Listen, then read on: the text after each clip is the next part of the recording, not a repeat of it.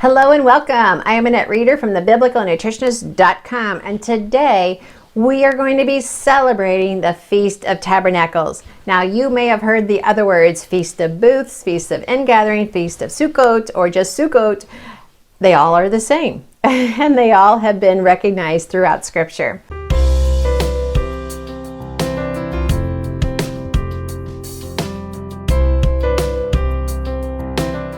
As a Christian, sometimes, if you were raised like I was and it was all good, but these topics were left out. In fact, I would ask about them in Sunday school and in college, and it's like, oh, well, that's a Jewish thing. Yeah, even in college, at a Christian college. And I never really understood the value of going through these feasts every year as a Christian and reading God's Word and seeing it come to life, because Jesus celebrated these feasts of our Lord.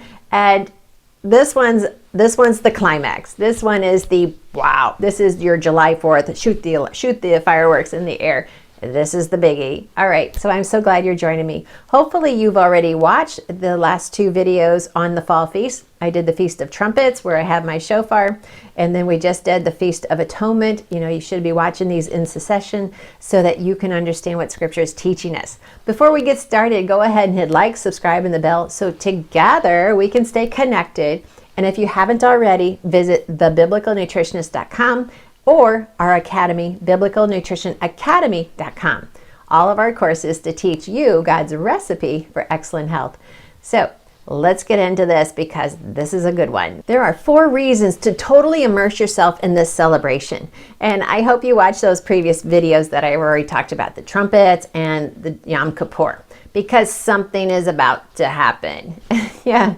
And so remember Yom Kippur, that was about forgiveness of sins, the scapegoat, great stories. So now the final celebration, Sukkot, Feast of Tabernacles. This is the final celebration, and it has the sweetest story, the story of God's amazing grace.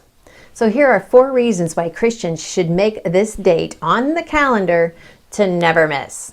You should have saved the date everywhere. And I like to refer to this feast as the Great I Am Feast. So look up John 8, John 10, John 9, John 7, John 14, all of those chapters. The Feast of Tabernacles, according to Leviticus 23, it lasts for 7 days. And then on the 8th day is an assembly like no other.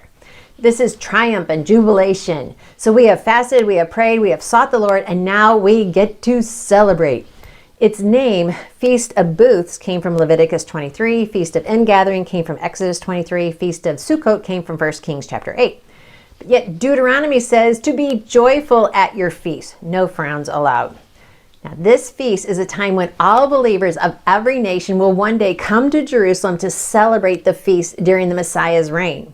All right, so you might want to get into it now. This is a practice rehearsal. The world will worship God as creator, as preserver, as governor of all things. Zechariah 14, the Lord will be king over the whole earth, and on that day there will be one Lord, and his name, the only name. Now, reason number 1, this is fun. Are you ready to go camping? Even if you are a hotel person, God instructed the people to live in tents for 7 days, a sukkah. Now, this was to be a reminder of the Exodus, as the people lived in tents while wandering. God never wants us to forget what has happened. We get comfortable, we get self-centered, and he's continually asking us to be reminded of what he has done. This is not about us. This is about reminding our families of all that God has done. Families would wave branches for fun for 7 days. Now, this is more than just a Palm Sunday celebration. This is he is here waving. He's among us. Number 2, this is memorable. It was at this feast where Jesus declared 3 I am statements, and he healed a blind man. And on the final day, he stunned the priest with an astonishing claim, straight out of John 7. Now, there were 2 rituals that took place during the celebration. One was water, one was light. Now, the priest would draw water and carry it in jugs up to the temple, and the people would be chanting along that route. Therefore, with joy, you will draw water from the wells of salvation, straight out of Isaiah.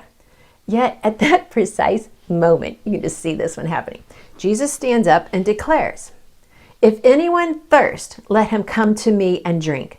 He who believes in me, As the scriptures has said, from his heart will flow rivers of living waters. And then the other ritual was the lighting of the temple. This one's fun too. So many of the travelers came with lighted torches that would illuminate them for miles around Jerusalem. It was just imagine this. Now, in my early days as a Christian, we would sing that song, "It only takes a spark," to get a fire going. Well, that song would be joined by us lighting candles and the entire room would glow. And well, okay, that was cool, but that's nothing compared to this. This is going to be an entire mountainous region all aglow. Thousands of Jewish people were holding these lighted torches, and yet Jesus stands up and says for everyone to hear, "I am the light of the world. He who follows me shall not walk in darkness, but have the light of life." Okay, that's memorable. Okay, I want you to take these 2 I am statements and I want you to reenact them with your family. Find a jug of water and have one person be the priest drawing water and the others are following along and chanting these words. And then have someone act as Jesus and stand up in the middle of it and quote those words straight out of scripture. The more we reenact the story, the more we go through these dress rehearsals, our children will not forget who Jesus is.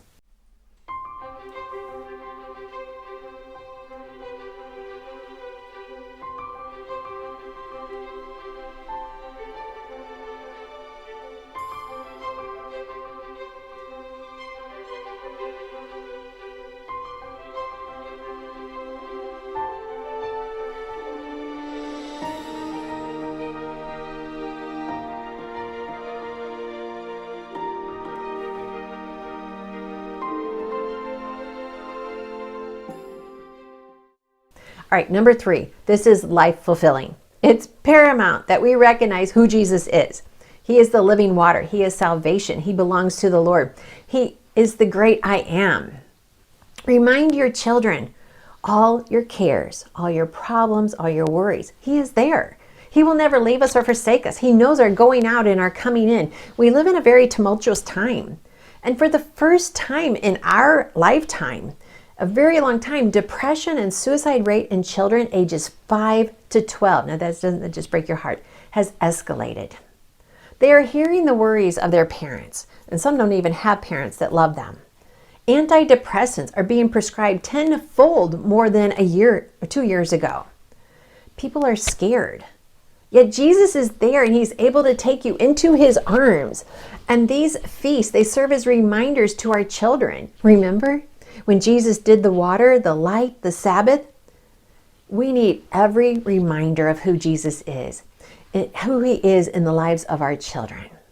And number 4, this is the end of the story of grace. The prophecy has been depicted in the Feast of Tabernacles will be fulfilled when Jesus, the Messiah, returns.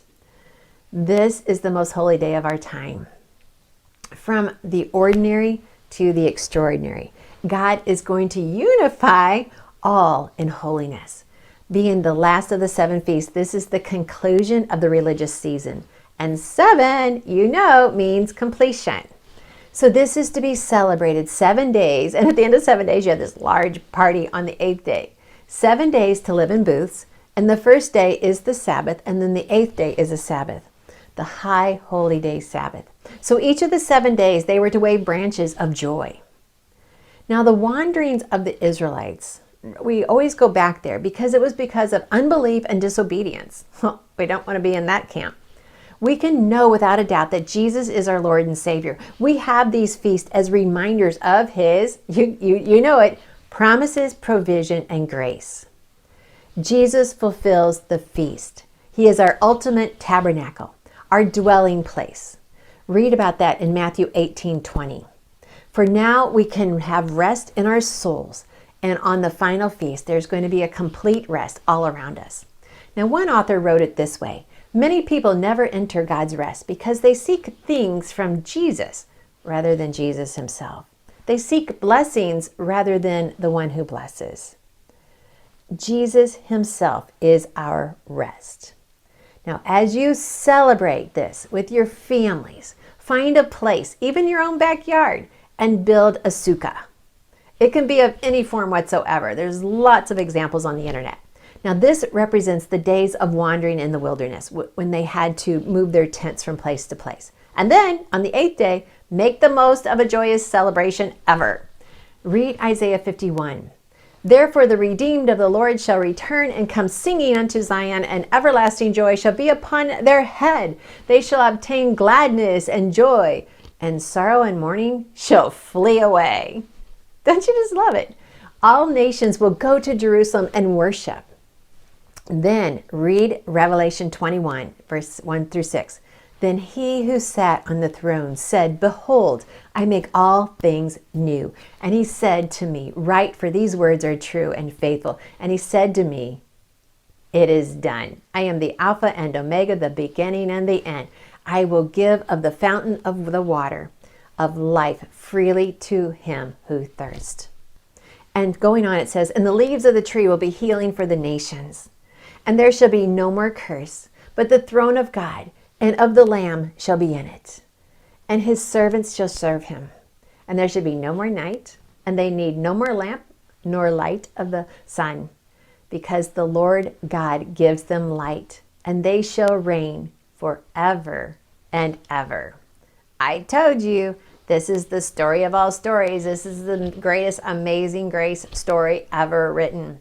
The more we reenact these stories with our children and our grandchildren, the more it solidifies in their heart and in their mind what God has come to do. It helps us to stop being so self-centered. Children are being raised in self-centeredness. They don't even know that they shouldn't be because we encourage it. We need to separate that out and say, it's not about us, it's about who he is and what he's come to do. I am so thrilled that you are watching this video. It is my joy and my honor to serve you. I love serving you God's recipe for excellent health. And health includes the spiritual. Because just as you are physical, you are spiritual. Just as you are spiritual, you are physical. And we cannot disconnect the two. And the more we focus on who God is, the more we're going to be willing to eat according to his principles, to live according to the plan that he has laid out for us.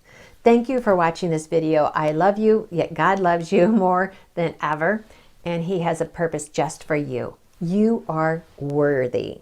You are worth it to him. No matter what has happened in your life, you are loved and you are worthy. So be sure and put your comments down below. Is this the first time you've ever thought about celebrating this? We're having a huge celebration here in our town. I can't wait. I'm so excited. Don't forget, God loves you. Thanks for watching, and be sure and check out biblicalnutritionacademy.com.